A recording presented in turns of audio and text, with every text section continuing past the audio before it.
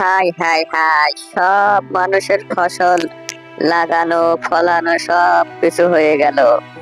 আর আমার আমার এখনো ভুঁই চাষও করা হলো না।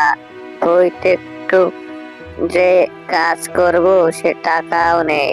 হাই উপরালা, কি যে করি আমি, কি যে হবে।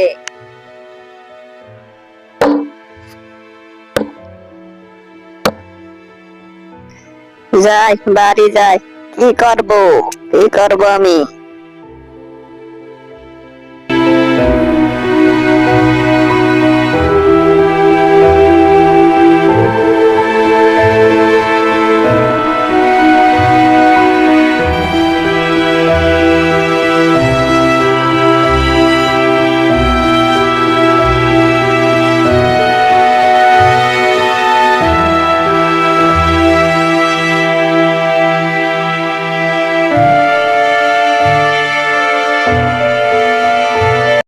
কই গেলে গো, শুনছো?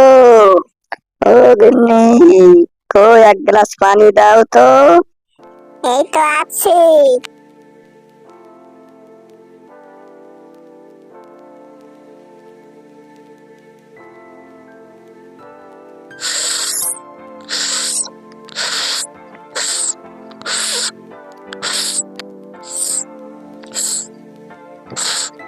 ঘরে চালও নাই, ডালও নাই, এভাবে আর কতদিন চলবে সংসার?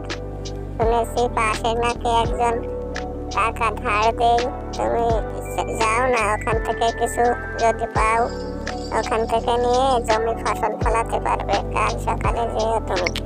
ঠিকই বলেছো, কাল সকাল হলে আমি বেরিয়ে পড়ব। আর দেখি যদি কিছু পাওয়া যায় তাহলে জমির ফসল ফলানো যাবে। কাল দেখি।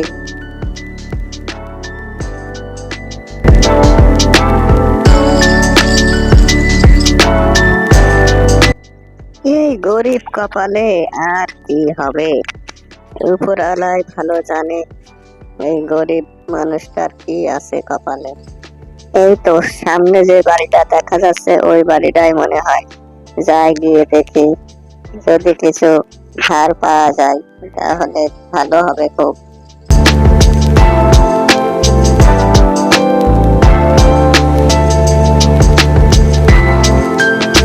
সবই তো শুনলাম। এখন আমি তোমার 100 টাকা দিতে পারি, আমাকে 180 টাকা ফেরত দিতে হবে। হ্যাঁ, কি বলেন? এত টাকা বেশি দিলে আমরা কোথায় যাব? সবই তো আপনারাই নিয়ে নেবেন, একটু দয়া করুন। নিলে নাও, না নিলে যাও তো বাপু। কানের গোনায় জ্ঞানার জ্ঞান না করে তুমি আসতে পারো না নিলে। যাও। হাই হাই উপরালা, গরিব হয়ে জন্মানোটাই পাপ হয়েছে আমাদের। এরকম গরিবদের মেরে মেরে এরা বড় লোক হচ্ছে, আর গরিবটা আরো নিচে মুখে চলে যাচ্ছে। কি করার উপরালা, কি করব, কি করব কর্তা? তাহলে তাই দিন, তাছাড়া আমাদের আর উপায় নেই তো কোনো জায়গায় যাওয়ার। তাহলে তাই দিন আমাকে। মনে থাকে জানো, 100 টাকা নিচ্ছ, ফেরত 180 টাকা দিবে। ওই কি কোথায় আছিস, একে 100 টাকা দিত।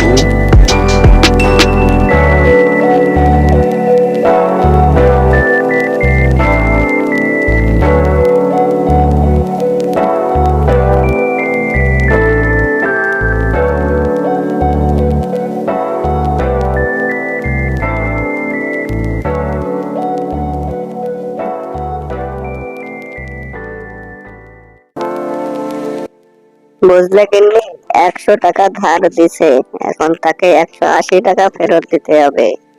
আমাদের কিছু করার নেই, গরিবদের এভাবে মরতে হবে। গরিব হয়ে জন্মানোটাই পাপ, বুঝলে?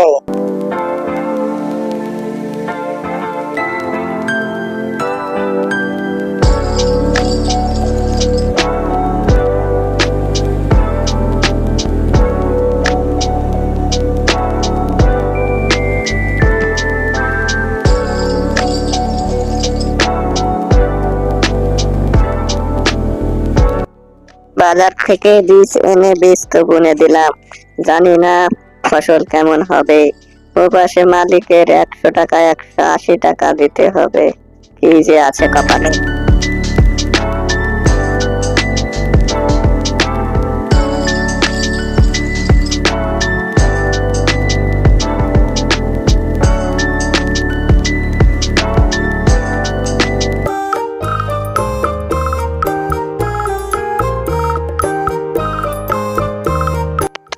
বুঝলে গিন্নি, আমাদের ফসল অনেক ভালো হয়েছে। বাজারে নিয়ে বেচলে খুব টাকা হবে, অনেক টাকা হবে বেচলে। কাল সকালে গিয়ে আমি ফলগুলো তুলে বাজারে গিয়ে বিক্রি করব।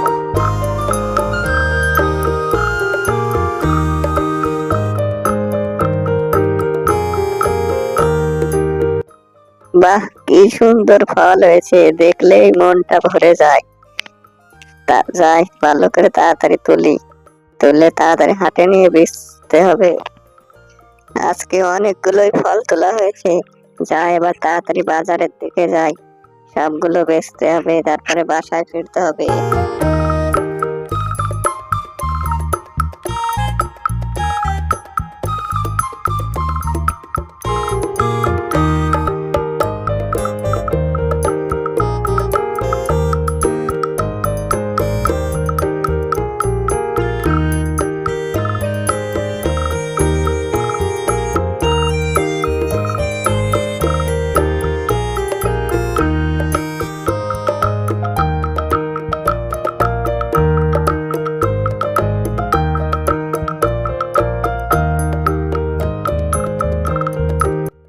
বাজারে সবার সবজিগুলো দেখেছি, এর মধ্যে তোমার ফলটাই দেখি টাটকা ফল। তোমার কি নিজের চাষার ফল এই সবগুলো? তুমি কি নিজে চাষ করো? আমার টাটকা ফল অনেকগুলো লাগবে, আমি একটি কোম্পানিতে কাজ করি। হ্যাঁ কর্তা, এই সব ফলগুলো আমার নিজের চাষাবাদের ফল, আমার নিজের জমিতে আমি চাষ করে এনেছি এই ফলগুলো। আমি শহরে প্রত্যেকটি বাসায় ফল দিয়ে থাকি, তুমি চাইলে আমার কাছে তোমার সব ফল বিক্রয় করতে পারো। তুমি কি বেচতে রাজি আছো? হ্যাঁ, আমি বেচতে রাজি আছি। কেন বেচতে রাজি হব না? আপনার যতটা ফল দরকার হয় আমার থেকে নিবেন। আমার নিজের জমিতে আমার চাষ করা হয়, এই ফলগুলো সবগুলোই টাটকা ফল, আপনি সবগুলোই নিতে পারেন। আজকে মাত্র তুলে নিয়ে আসলাম ফলগুলো। আচ্ছা ঠিক আছে, তাহলে তোমার অ্যাড্রেসটা দাও, আমি কালকে গাড়ি নিয়ে তোমার বাসায় যাব, তুমি ফলগুলো তুলে রেখো বাসায়। জানো গিন্নি, বাজারে যাওয়ার সাথে সাথে এক ভদ্রলোক সব ফলগুলো কিনে নিল, আবার বললো আমার সব ফলগুলো সে কিনবে, যে যত আছে কাল সকাল বেলায় গাড়ি নিয়ে আসবে আমাদের বাসায়। সকালে দেখো, আমরা এবার বড় লোক হয়ে যাব।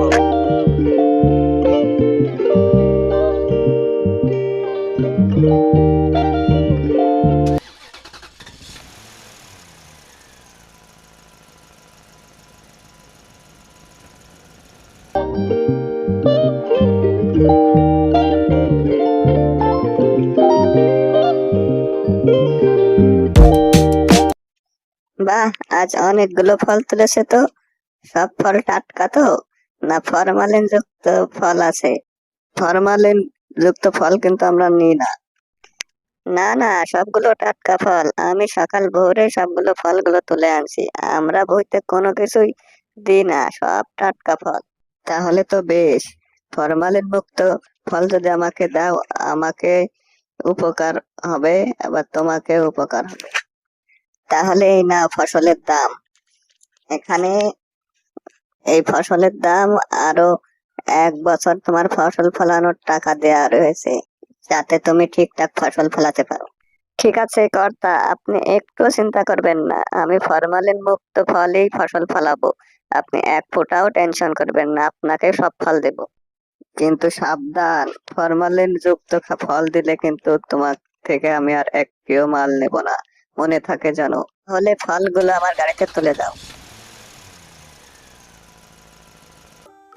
এতদিন পর উপর আলা মুখ তুলে চাইলেন, এবার থেকে আমাদের আর কোনো অভাব হবে না, আমরা এখন অনেক ভালোভাবে থাকতে পারবো।